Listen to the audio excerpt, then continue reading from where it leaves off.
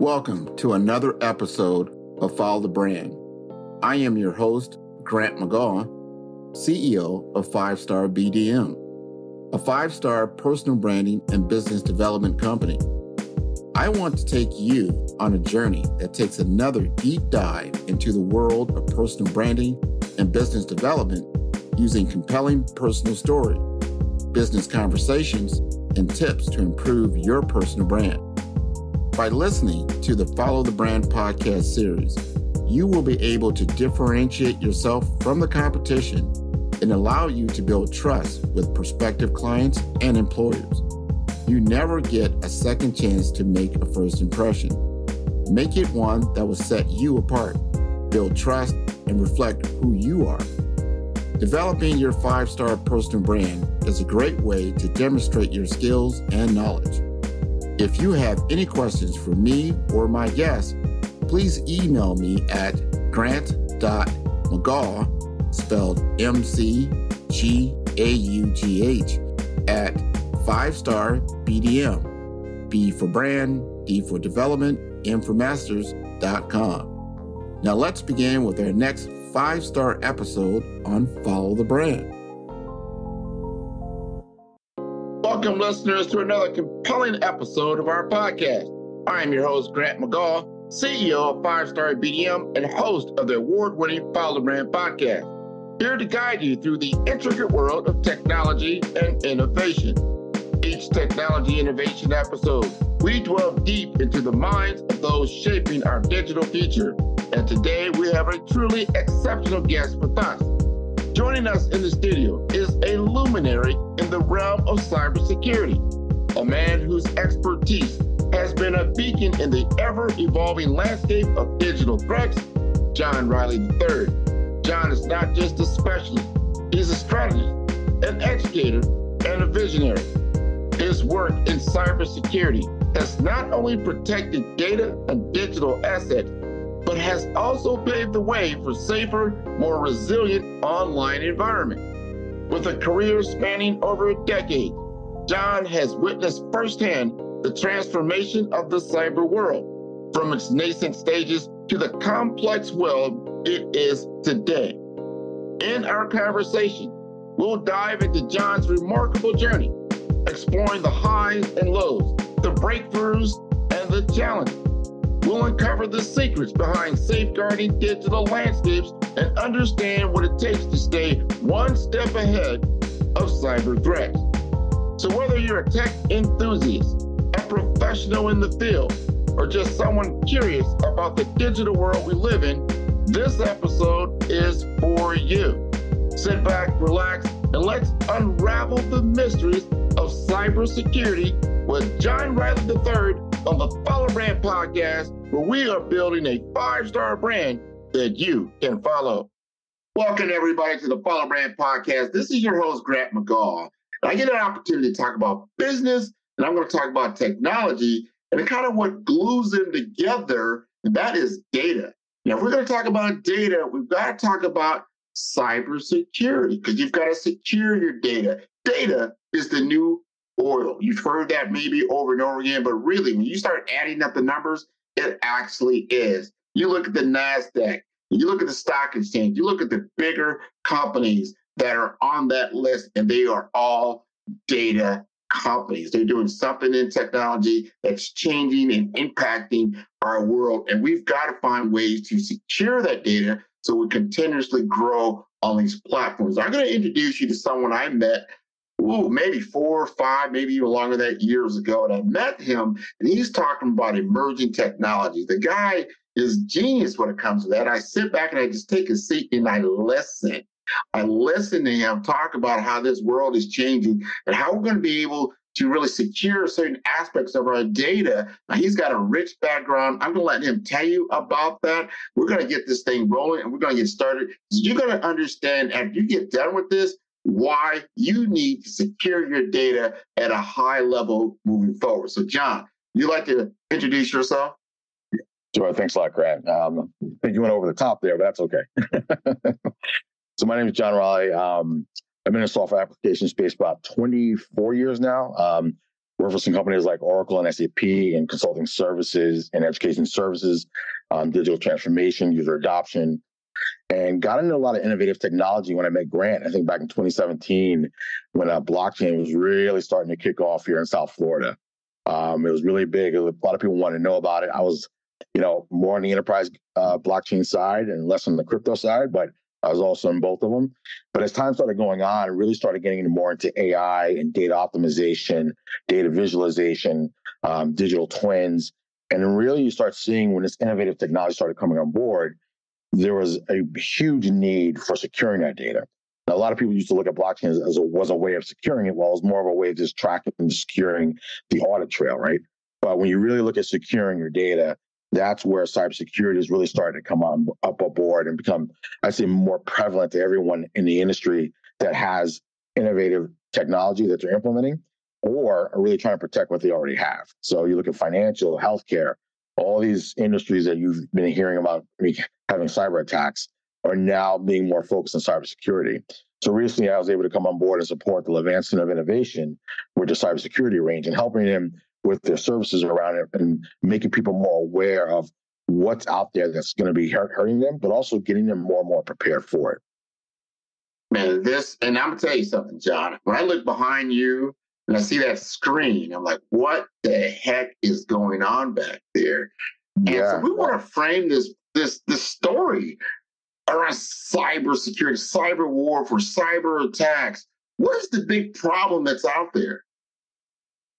It's a lot of them, right? A lot of it's an awareness, right? It's a lot of people being more and more aware of how these threat actors are going after people daily, every second. I mean, one thing that people aren't, they might not be familiar with is called phishing emails, right? Where they send you information, try to get you to click on a link where it's an offer or something like that.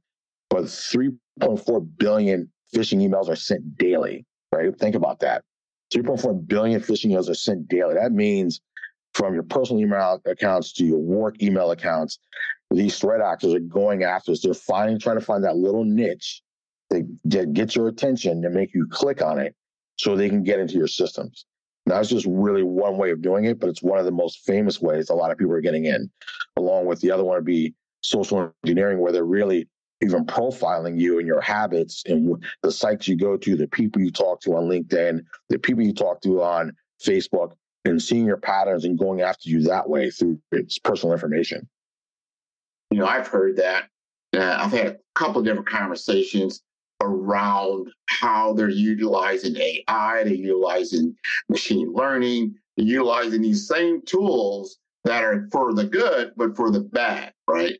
Because you can take any type of device or tool and use it positively or negatively. I even heard this stat that the average breach is causing, just like people like you and me, $1,800 per incident.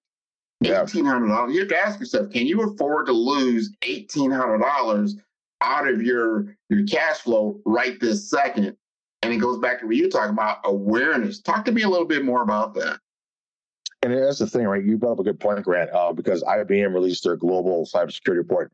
And they're saying for organizations, the average cyber attack is called a data breach is costing $4.5 million to an organization. The average cost of a data breach. Now, that's huge, right? I mean, for people, it's 1,800. For an organization, it's average $4.5 million globally. So when you kind of put those numbers in there, when you talk about awareness, this is where before people were thinking, oh, I don't need training on this, I don't need cybersecurity training. Why do we need to spend money on our cybersecurity? Here's the thing, right? And then we've had conversations with executives in here, and it's asking them, okay, would you rather pay $4.5 million in a cyber breach or budget $250,000 to $300,000 a year to really have cybersecurity awareness for your teams, training, and software to be implemented? And that's where it kind of hits them, right? Because when it's all said and done and they have that cyber breach, they're going to look back and they go, I should have just spent the extra $300,000 a year on my cyber training and awareness for my teams and getting up to speed to maybe have stopped this attack sooner than what happened. Because the average time it takes to even detect and to even know you have a cyber breach is average 277 days on average, right? We've seen and heard of companies that where the people were in their systems for 2 years without them knowing it. right? And they found that out a year after the attack happened. So those are things when you think about it of someone could be in your system right now, this very moment, and you wouldn't even know it. And those people that did that breach was on a news organization where they got passports, social security numbers, social media passwords, home addresses. And that's the scary thing. And these were threat actors that were working for China at the time. So now China has their personal information. And that's how scary it's becoming, right? It's becoming these threat actors, it's almost a business for them, where they're really setting up a negotiator, someone who collects the money, someone who does the attacks. And it's really becoming more of a business for a lot of them. Oh, big business, $6 trillion business just in cyber hack. That world, talking about it is $6 trillion. That's a lot of money. Yes. And it's a lot of incentive. And these guys are utilizing these tools. That's what gives like these words like cryptocurrency, blockchain bad names. It's like, oh, these actors are utilizing that platform to extract the money and then disappear, more or less, Absolutely. if they can, right? Yeah, and they're doing it more and more, right? I mean, some of the big attacks out there. I mean, recently Boeing, right? Boeing, who has millions of dollars, they've been cyber attacked before, got hit last week, where it even shut down their supply website, right? I mean, and this was a ransomware attack where they send you a thing, they lock you out of data, they prove to you that they have their data, and then once they proved it, they wound up paying the ransom because they knew they couldn't wait, right?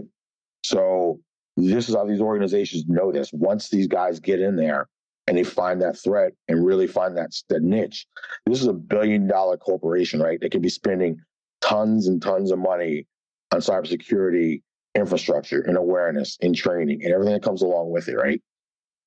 They get hacked. I mean, and it's not a matter of always if, people say it's when, right? Because even our infrastructure in the government, 7 government agencies got hit in July. Now you got to realize, I mean, Department of Energy was one of them. If these organizations who focus on cybersecurity every single day can still get breached, just think that you definitely can get breached. And this, I mean, their budgets are focused on cybersecurity training and locking things down and awareness and all things that come with it. So if they can infiltrate these agencies that focus on it, think of your company or your organization of how secure are you, right? And then when is it going to happen? Because a lot of these CEOs that wake up, case in point, MGM Grand a couple months about in September, that cyber attack cost them $100 million, right? $100 million it cost them. And on top of that, $10 million just to get cybersecurity experts and lawyers to help them get out of the mess. So in essence, they spent $110 million on that one cyber attack that shut all the MGM studios down nationwide. And then talk about cyber insurance. Because you got to think about this. Your data, think of it like as money in the bank. You got your money, Yes. You got it in the bank, and then you want to make sure it's secured. And your money, if the bank gets robbed, you have FDIC. Typically, you're going to get your money back because it's insured by the federal government. Your data, a lot of times, doesn't have that kind of protection. So you go out, you get cyber insurance and things of that nature. You got to think about this. Like if your data is like money and it's in your home, which is your business, how secure is it? You don't just leave the front door of your home unlocked all the time. Now, in certain communities, maybe you can get away with that. In a lot of other communities, you don't. You lock your door, you lock things up, you make sure. Go ahead. No, you're making a great point on that, right? I mean, so you look at people thinking cybersecurity insurance is what's going to save them, right? That's going to be but you got to realize to even get cybersecurity insurance, they have to validate, one, that you're certified in certain areas, and two, that you already haven't been breaching, your data's not out there in the black web, right? So they do this background check on that first, just to get insured by cybersecurity insurance. One of the great things about the whole Advancing the Cyber Range here is we have a partnership with Box Insurance, who's very big in cybersecurity insurance. And if you're taking training classes through our cyber range, they'll give you a discount on your cyber insurance. So for us, we look at partnering with experts in the industry in these areas that have this expertise to really help people and their organizations understand, here's what you need to be prepared for, here's what you need to do. And when it comes to cyber insurance, if you are able to get this awareness training and up to date and your teams are up to date, you'll also get a discount on this. And it's really making sure, as you know, like the cyber ends, that we're aligning people with the right experts to get them that insight so they are preparing and becoming more aware of where they fit in their cybersecurity awareness training.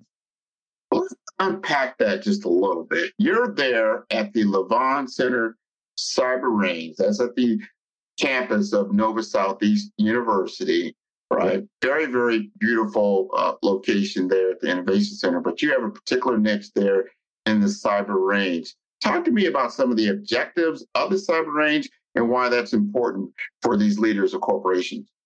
No, not a problem. I mean, really, the biggest thing we focus on is skills and assessment training, executive senior leadership briefings, which is very, very important. It really kind of sets the first domino in that, right? Because without the executives on board understanding where they fit in the cybersecurity as far as the posture for their company and what the responsibilities are, the rest of the company needs to follow. So, and really, in this essence, this really needs to be led from the top down, right? Especially when it comes to cybersecurity. And we also, cybersecurity governance, awareness training, risk mitigation, also virtual lab scenario-based test and deployment. So allowing you to bring your environment in. We have a closed off environment where the servers are on site. It's not in the cloud. So it allows you to bring your environment here and play around with it and do really the testing, what they call your incident response testing, right? Really be able to say, hey, if we were hit, whose responsibility is this? Whose responsibility is this? And whose responsibility is this?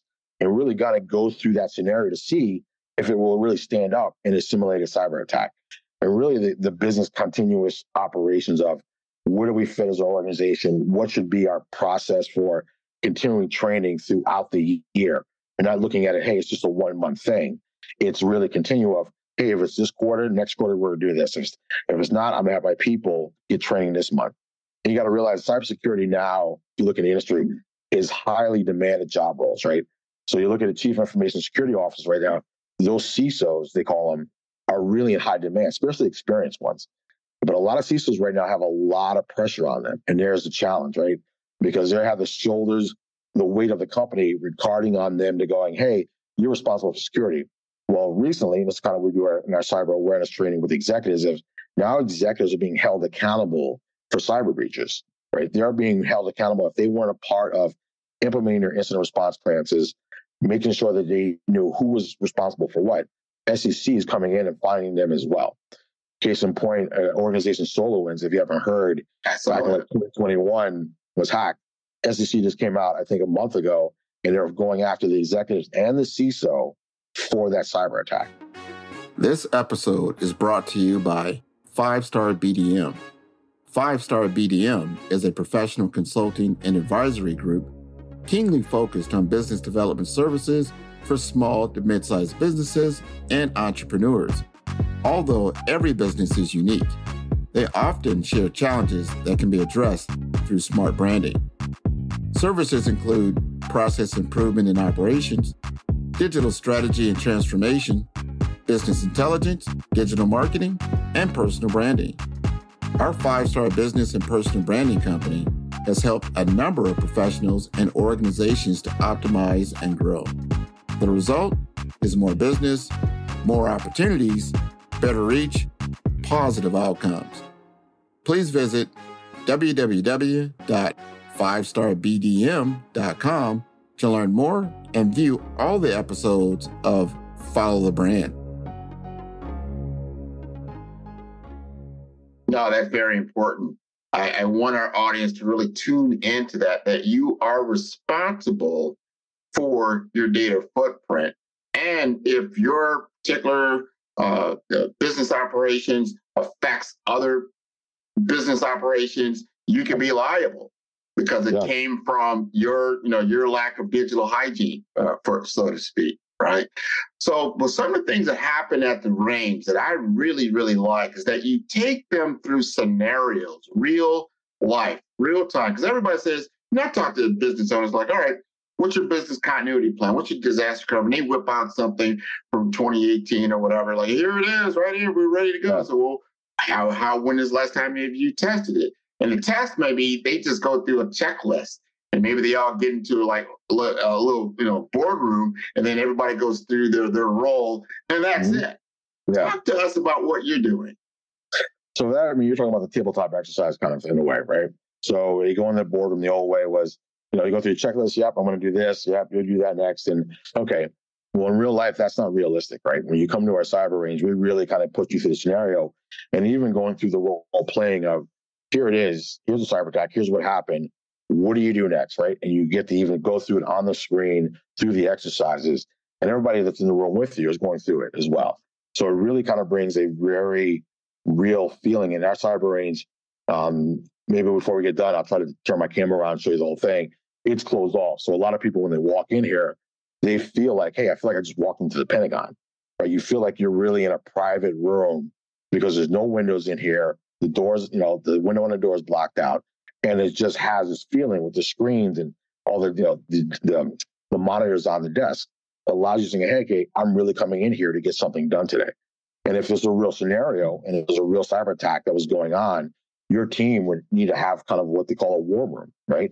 Where they're all in there at the same time, talking, communicating, making sure everybody's on top of everything, but also going through that list and having people respond and answer and knowing, here's my responsibility, that's your responsibility, here's who we need to notify, here's everything, here are the notifications that need to go out for the awareness, whether it needs to be for executives, the FBI, the SEC, the board members, the legal team, but understanding that structure and be able to do it quickly, right?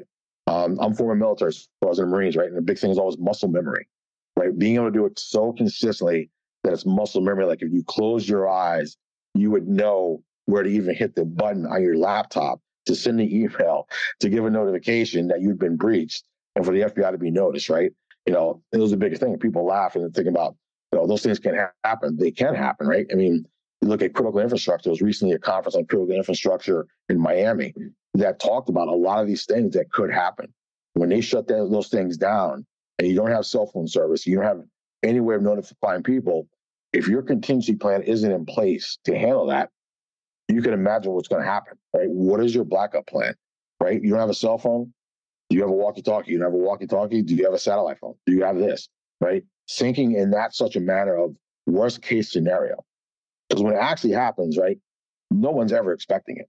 When CEOs get up in the morning, they go into work, last thing on their mind is, oh, I'm going to have a cyber attack today. But you ask those CEOs that have been hacked what that feeling is like, right? One, now their reputation has been tarnished, right? Because they were the ones leading the ship when it happened. And if they weren't leading it in a way that they were aware of it, it's their fault, right? The buck stops with them at the end of the day. Whether they want to say it was my CISO's responsibility or not, the buck is stopping with them. And they need to be accountable for, okay, I should have been more aware of it. I could have taken parameters. I could have sent my people more to training or awareness training. I could have my team more trained or certified in certifications. So how do we help them? And that's what we bring here at the Cyber Range is that awareness of not a way to scare the C-suite team or the executives.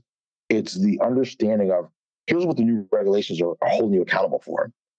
Did you understand this, right? Because it wasn't always this way, right? So do you understand now that you are being viewed in this way? And this is one of the things that these are the fallback or the blowbacks that are going to happen after a cyber attack, right? And it's kind of getting them to understand that. And the last executive, when we did the executive briefing, by the time we got done, he was telling his team, I want to have 50 stripped laptops in a closet that's ready to go if it ever happens to hand out to people for hacked, right? I don't want anything on them but logins for them to get into so they can take them if we're ever breached, so they can go off site and still continue working. So after we got done, he already started thinking, what's my contingency plan, right? It starts becoming that important for your teams, especially the critical people that are keeping the ship afloat.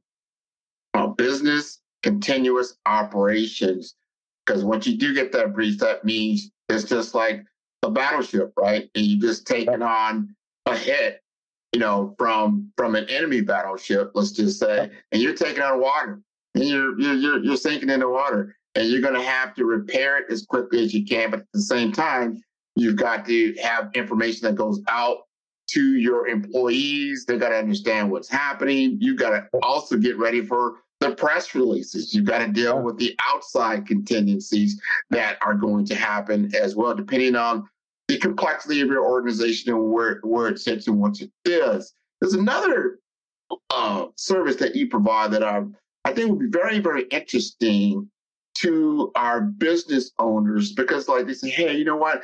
I don't have much of a team when it comes to cybersecurity or even IT of itself? Do you have outsourced security operations that could possibly be utilized from the Levant Center? Talk to us about that. Yeah, so we have a lot of partnerships, what we call, value-added resellers or managed service providers, right? This is where we like to align with people that have this skill set. We can direct companies saying, hey, you might have a small team, but we have a team that we partner with that has this expertise that can support your environments and your team as you're growing, especially for entrepreneurs as they're growing, right? They don't have this capital to have a CISO or a VP of IT or they have an IT person director that's wearing 10 different hats, right? But to manage that system continually, you really need to partner with experts that know about that. So having managed service providers on our, I say, partnered with us allows us to direct people to the right experts, not just anyone, right? The right experts that know what they're talking about, that can support a security infrastructure to bring that skill set that they need for, hey, you know what? I am comfortable that my managed service provider can handle my infrastructure, right? They're keeping me up to date. They're doing all my patches for me, something that I don't have to worry about. And some of them, they can start off small and some start off big, right? Depending on what your budget at the time, they can show you, hey, for right now, this is what you can afford. But as you should be aware, over the years, you need to be budgeting for this, this, and this, right? These are the kind of people we like to align our with to make sure that the people we do training with are taken care of by experts, not just by someone who took an IT course and now they're coming out there like, hey, I'm a cybersecurity expert. I can manage all your systems. And a lot of people do that thing of, oh, yeah, that's the right price point. I'm going to come in at it. Well, cybersecurity, that right price point could be your last price point, right? So you need to think about that. Should I really spend the extra money to get it done? Or, is the cheapest that gets it, it's going to cheapest that, can bite you in the butt a little bit down the road because you try to go that cheap route. And that's the thing of making this thing about your budget for cybersecurity. It's not always going cheap anymore. It's really going to be something that this is not going to slow down. Cyber hacks are going on steroids. ChatGPT put this on, Hulk-type status for people that were already threat actors, but also people that were getting into the space that knew nothing about it are learning in ways through technology how to be better hackers, right?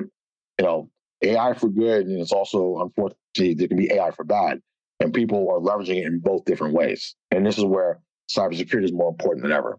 You're absolutely right. They've got these things on the dark web. It's like, dark mall you walk through, like, here's your AI hacker box, for $10.99. And so you don't have to be, the hacker doesn't have to be an expert. He just buys the package and deploys it. Unfortunately, that is happening. Now, on the good side, you also offer certifications and training for those who bulk up on their on their knowledge, right? So they can get better knowledge, better awareness, and you get certifications. Talk to us a little bit about that. Yeah, so we work with Emerzi is kind of a certification through CompTIA. It allows you to take your certification classes. It even allows you to take your aptitude tests to let you know where you fit best in cybersecurity, right? In that job role, the courses you should be taking. So for us, being able to offer that, you can do it online, or if you have a whole team, you can set up where you have everybody in the classroom. Now, a lot of people get a lot of value out of doing the classroom. We know that, and that's the best part of it because you're interacting with the instructor. But a lot of online courses are very beneficial as well, but allows you to pick the right track that's beneficial to you to get that certification that you need. And that's important because, like I said, I talked about, CISOs are becoming like a diamond for a lot of organizations. And a lot of them, if they feel like they're not in the right place, they can easily leave now for $60,000 to $70,000 more than they're getting at some of their companies, because that's how high in demand they are. So you have to ask yourself, am I training the team that's behind or that's supporting my CISO to have the same skill set or to be able to support me if for some odd reason he decided to leave, right? The one that's holding the keys to the castle goes, I'm handing the keys over, I'm out of here. Who's the next person in line, right? It doesn't happen overnight, and you're definitely, if you ask any of your recruiting agencies out there, you're not going to find a CISO in 24 hours or 48 hours. You better look at 3 to 4 months if you're lucky to find the right one that's willing to come to your organization. Wow. So that says a lot. So you're helping people on their cybersecurity front to get educated, to get resources, to go through scenarios and training. You also have an affiliate program which 5-Star BDM is a part of. Describe what that is and what the benefit of that program would be for our listeners. Partial BDM is, they lead the way in really promoting our organizations and get the branding out there, but also the expertise in services and technology, right? That insight is huge. And a lot of people do not have that. And they rely on reliable people that know or can direct them in the right direction. And that's what a lot of people need, is this guidance of, you hear everybody say, I'm not technical. Don't talk technical to me. Everybody, you hear that all the time. Well, when it comes down to be technical, you want somebody who can be technical, but also explain in a way that you can understand. And that's the biggest thing, right? To take the technical jargon out of it and really kind of give you, here's the benefit, here's the value, here's how it's going to make you more efficient, so secure your areas and provide this kind of like value add of, okay, I have the right person that's supporting me, somebody that has my back, that understands like, hey, I don't have a large budget, or hey, I have a small team. I need an extra person to be kind of an overwatch of, hey, are we doing everything right? Right? Because if a lot of people in organizations wear 2 to 3 to 4 hats, sometimes having somebody just to have an overwatch of, hey, you guys are missing something here in your organization. You could be implementing this type of technology or software to make it better. Or you could be doing your processes a little bit different.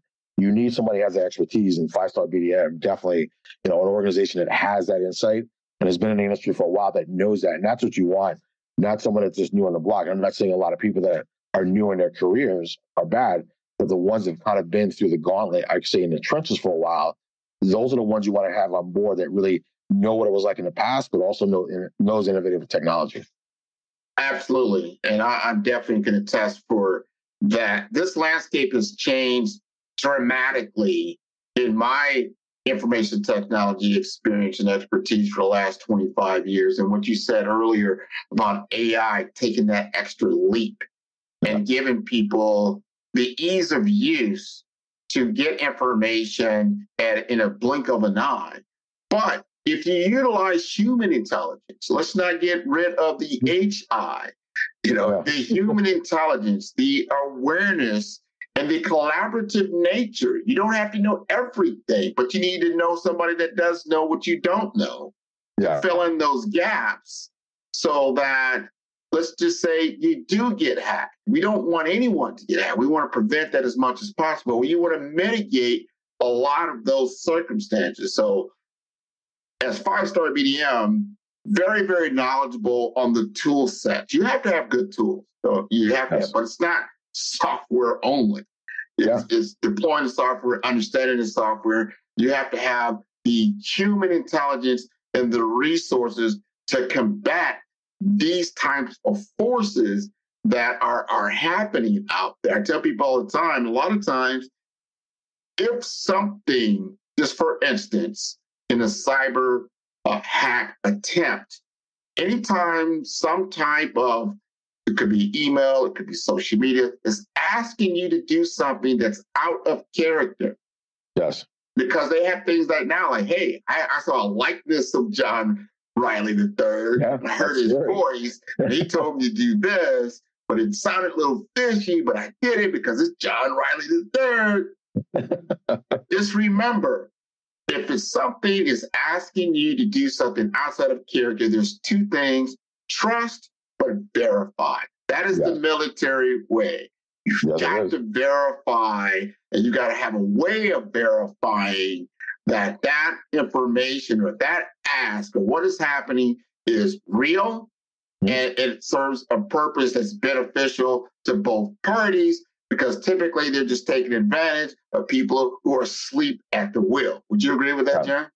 I agree with that 100%. Yeah, I think you brought up a good point, because I was talking about phishing emails, and one of our partners here, who's a CISO, told me a story. I was working at a company where they do this thing, they do a thing called penetration testing. A lot of IT guys, right? So what they do is they do kind of like a mock, kind of like phishing email, where they send it out to people in the company to see if they'll click on it, right? To see how many people click on it or didn't pay attention to the training they had internally, if they had it, and seeing how many respond. So they've been doing it for 6-7 months, and everybody was doing great. And it was getting less and less people opening these emails, because a lot of the phishing emails have an urgency around them, right? Of do it now, or hey, update your password right now, or it's going to have this, and it's really kind of saying verify, right? Verify that this is from your IT team. So what they did was for 6 or 7 months, food trucks were coming to the company every Friday, right? Every Friday, these food trucks, and people loved them. I mean, they'd all go out there at lunch, and they were looking forward to them every Friday. Was food truck day. So what they did was they made a fake food truck coupon with those company logos of the food trucks that would show up. They said, "It's your free food truck coupon, only good for today." They got every single person, all the way up to the CEO, to click on that email.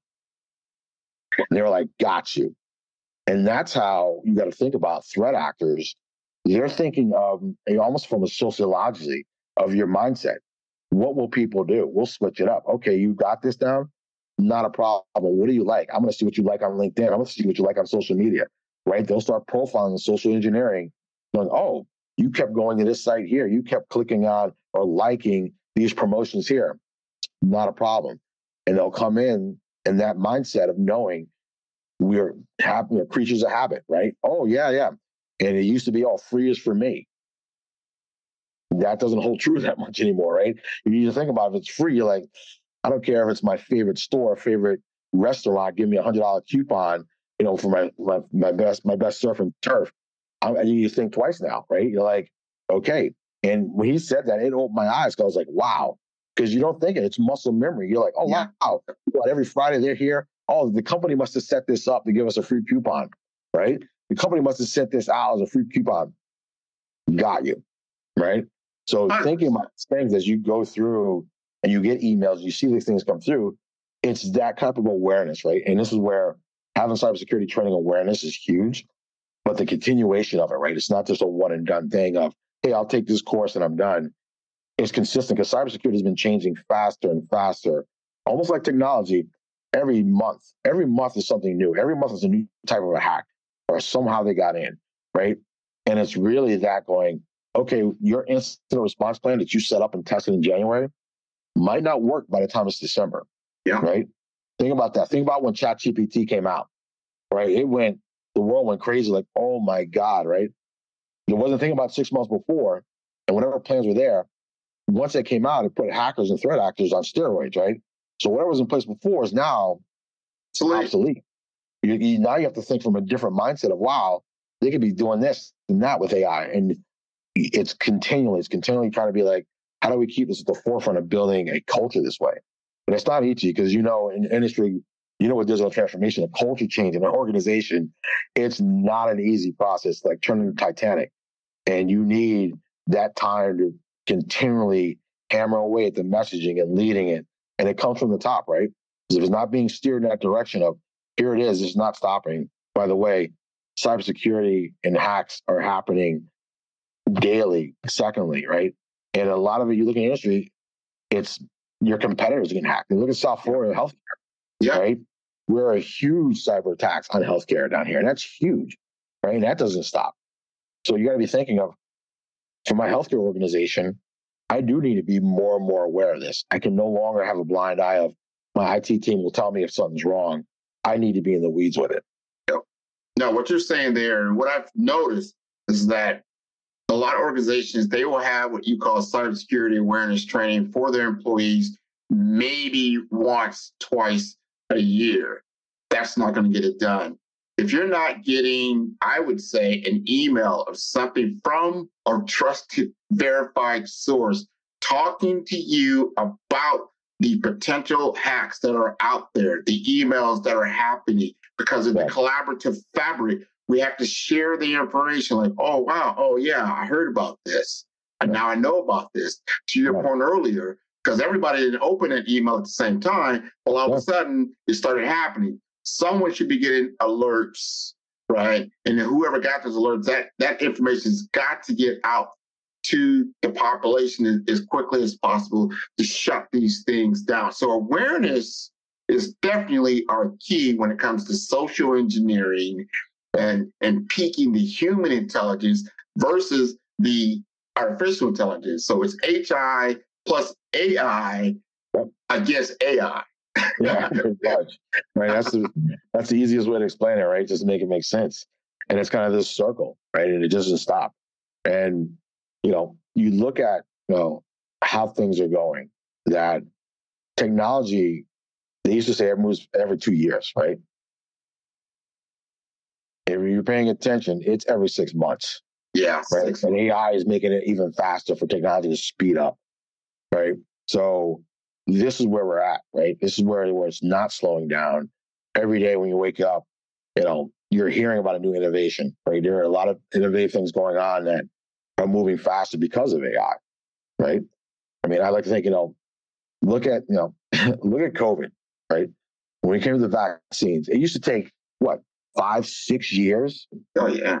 For the FDA to approve a vaccine. Technology made them do it in months, right? Think about that. Months, where the standard was 6 years to get sign off. 6 years. But when urgency hits, boom, technology steps in and you're like, oh, wow, we actually got it done in 6 months and got approved, signed off on. That's what's happening, right? And that's just telling you that's what things are capable of now. It took 6 years, efficiently brought it to 6 months. People weren't even having that mindset at all, thinking that was even possible. But you put people in a tight situation where technology can help out and be innovative, here it is, right? So think about that, because your cybersecurity awareness is huge to be up to date on it consistently. And this is where, you talked about earlier, Grant, is these managed service providers we work along with, like 5-star BDM and everybody else, they bring this experience of, hey, here's the update of things you need to be aware of. Here's a new cyber attack that happened in your industry you should be aware of. It's just keeping you abreast of an organization of what's going on, right? Because even if you don't have the time, have these experts around that you can get this information from on a weekly or daily basis going, oh, by the way, so-and-so in healthcare, this just happened down the road from you. They just shut down this place and they can't even get access to their files or x-rays for their patients, right? I mean, this is telling you, this is right around your corner, right? Yeah. That's what we need, right? They need a consistent awareness of somebody that's supporting them, giving them the information of, hey, I didn't hear about this. I didn't hear about that. Well, have a team that's going to be keeping you abreast of, wow, that organization got hit. We do the same thing they do. Okay. And that's how it happens. That's how it happens. And it's easily done. I just wrote an ebook, put it out there on Amazon. So you can go to Kindle on AI and ML and the duality, the dance of duality in cybersecurity. Yeah. $5. I said, people, it's there. It's there. Yeah. Read it. You have to read it. You need to understand the landscape of what is happening. And I think if you work with John, you work with myself, you start working with the Levon Center, the cyber range, you're going to get a depth of protection that you never had before. You're going to be more and more aware. And because of that, this is another thing. Hackers don't like a lot of resistance. They're not going to sit there and kind of drill. Like, there's too many other places to go. I'm going to go after the path of least resistance. So you want to be on that other side. Yeah. And I think you bring up a good point there. Right? It's that. Well, cybersecurity experts, cyber threat actors only have to be correct once, just once. The experts have to be on their A game, almost like the Super Bowl every single day, right? There's the stress when it comes to the people in this industry, right? These CISOs that are being hammered every day, they have to be on their A game every day to make sure nothing happens. These hackers, they can sit back and just, oh, let's try this one. Well, let's try that. Let's try this. And once one gets through, all right, I'm good. I'm golden, right? I got my ransomware attack. I got my payment, and that's it, right? Cybersecurity experts need to be on their A game almost every day. And for them, it's a very stressful industry. And it's such a needed place for highly skilled individuals to get training on to make sure they are prepared and feel comfortable that they can handle an attack. And that's the biggest thing, And a lot of, I think, experts out there, some of the reports are showing CISOs aren't allowed to get enough training, they feel, to make sure they feel comfortable addressing a cyber attack or a data breach, right? Because a lot of them, I got pushed into that position, some of them by chance. Okay, the most experienced person here, you're going to handle that, right? But at the same time, it's like sending them off to war. You're not giving them bullets for their gun. Oh, yeah. You're not prepared. That's what it's coming down to. Well, what you said there is where we're at. The Levon Center, the cyber range, is here to prepare you, to get you that training so that you're ready. and willing and able to defend yourself and continue to do what you really do. And that's the business that you're into. This is great. So, John, tell us how to get in touch with you. Sure. You can reach me at the Levanter Cyber Range. My email is jriley, RILEY, at nova.edu. And also you can connect with me on LinkedIn as well. This is wonderful. This is wonderful. And I can tell your entire audience and everybody at the Levant Innovation Center, they can contact me at 5-Star BDM. That is B for brand, D for development, infomasters.com. I am ready, willing, and able to help anyone with cybersecurity challenges. Thank you for being on the show, John. Thank you, Grant. Have a great one.